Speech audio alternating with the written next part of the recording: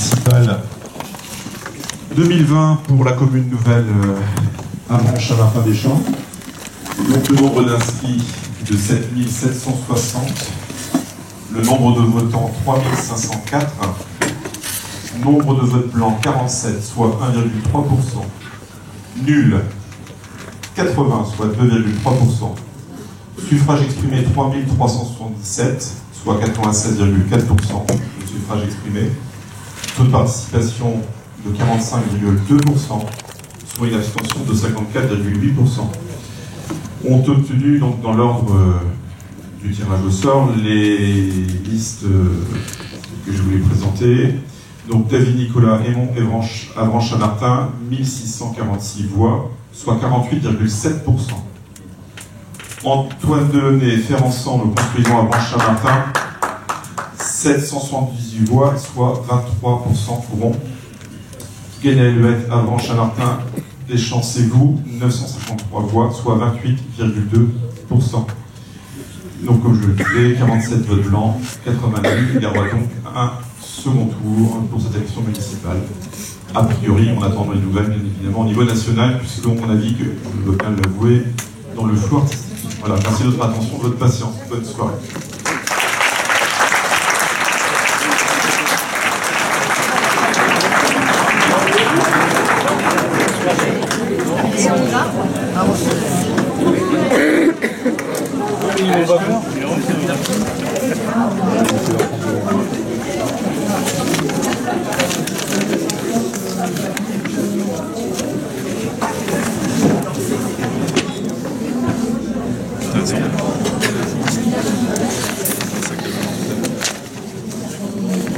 Bien. Alors, que dire? Tout d'abord, c'est une satisfaction, bien évidemment. Alors, c'est une satisfaction, mais qui est quand même teintée comment dire, une certaine déception au vu du taux de participation, du taux d'abstention qui est très fort, bien évidemment. C'est un phénomène national qui correspond au contexte que l'on connaît, avec le virus qui circule et qui a quand même démotivé énormément d'électeurs. Ça, c'était inévitable, on le savait. Bon, cela dit, si on revient au résultat sur la commune, on est satisfait. On espérait flirter avec les 50%, donc on est à 48,7%, ce qui est un très bon résultat pour nous. Sachant que nos deux adversaires se retrouvent l'un et l'autre en dessous des 30%, ce qui est un bon signe pour le second tour. Voilà, alors c'est pareil, on peut se réjouir ce soir de ce résultat dans la perspective du second tour, mais on ne sait pas quel sera le sort qui sera réservé à cette élection municipale à l'échelle nationale. Aujourd'hui, avec le confinement qui va être imposé aux Français et qui est en contradiction totale avec le deuxième tour qui aura lieu en théorie dimanche prochain, c'est pas du tout... C'est l'inconnu la plus complète. Donc à la fois, évidemment, c'est un sentiment un peu ambivalent, quoi. À la fois satisfaction du résultat et puis en même temps manque de visibilité et incertitude totale sur la nature de ce second tour. Voilà. S'il a lieu, vous êtes plutôt confiant oui, avec 48,7%, la confiance est là. Je vois mal, à moins que les deux listes adverses se retrouvent. Et encore, je pense que même si elles se retrouvaient, je crois qu'elles seraient en contradiction avec ce qu'elles ont annoncé depuis le début. Donc ça serait peu crédible, à mon sens. Donc je suis plutôt confiant pour le deuxième tour, s'il existe, et s'il est validé d'un point de vue constitutionnel. Parce qu'on voit bien qu'il y a des fragilités ce soir. Bonne soirée.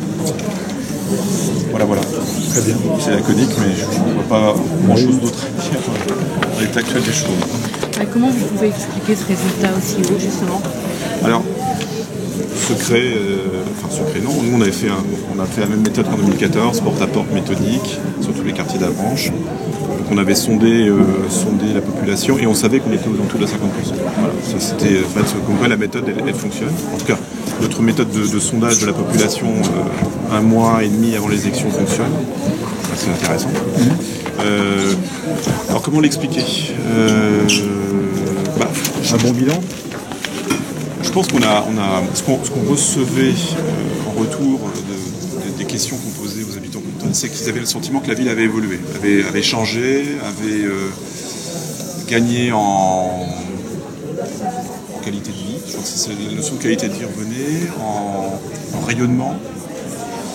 Je pense que les interventions qu'on a pu être amenés à réaliser en milieu urbain, l'aménagement des espaces publics, ont payé.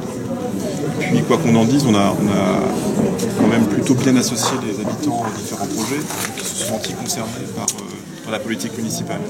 Ça me semble important. En revanche, c'est vrai que l'inquiétude, c'était l'impact de la commune nouvelle sur les habitants, parce qu'on a été quand même très attaqué, entre guillemets, sur l'absence de débat, en tout cas de consultation autour de la commune nouvelle.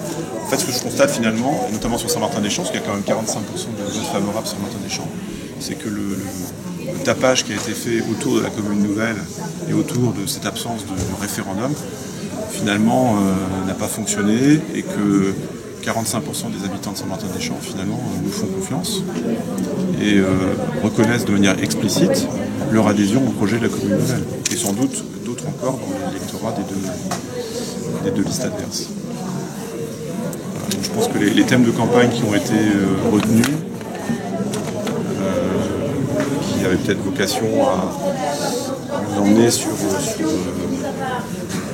ce terrain polémique de la commune nouvelle, il n'a pas vraiment fait.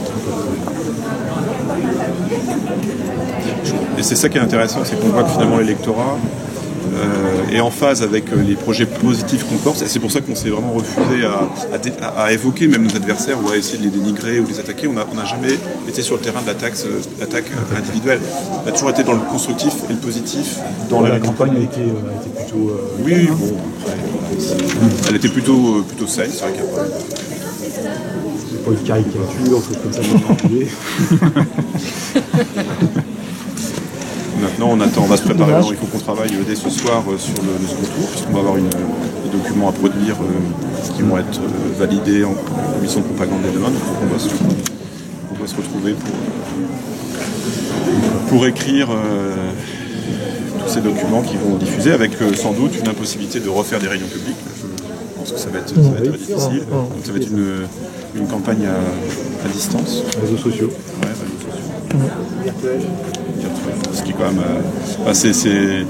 quand on essaie de prendre un peu de recul par rapport à la situation, on s'est l'impression que c'est totalement inédit et que ça nous projette dans une dimension assez surréaliste.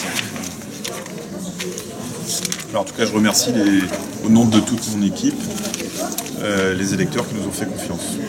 Et on espère véritablement qu'ils puissent réitérer leur vote dimanche prochain. Et peut-être, espérons-le, va susciter d'autres soutiens d'ici là. On va prendre une petite photo. Ouais.